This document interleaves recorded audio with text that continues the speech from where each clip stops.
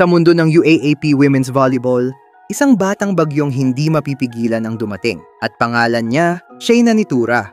Sa unang season pa lang niya sa Seniors Division, literal na winasak ni Nitura ang mga record at expectations ng karamihan.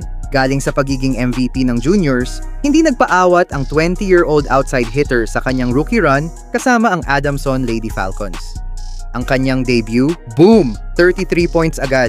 Pero hindi doon nagtapos ang fireworks. Umabot siya ng 6 na 30-plus point games, kabilang na ang record-breaking 38 points sa isang laban. Oo, tinalo niya pa ang former marks ni na volleyball legends Alyssa Valdez at Cici Rondina. Pero teka, may mas matindi pa. Sa kabuuan ng Season 87, si Nitura ay nakatotal ng 371 points in just 14 games. Isang bagong all-time single-season scoring record sa parehong men's and women's division.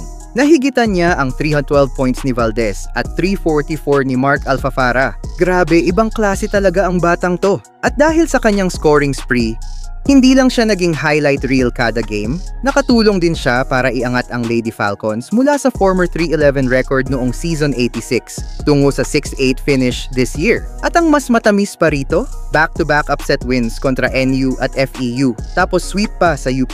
Kaya kahit hindi umabot sa Final Four, proud si Nitura sa 5th place finish nila. Kung hindi man Final Four, at least nasa top 5. Grateful kami, pero hindi pa siya kontento. Ayon kay Nitura, kung gusto namin ng mas malaking spot sa UAAP, mas palaban, mas gutom, mas Nitura-fied ang Adamson. Kaya kung akala nyo nakita nyo na ang best ni Shayna, naku besh, warm up lang pala yon. Watch out, UAAP. The young phenom has only just begun.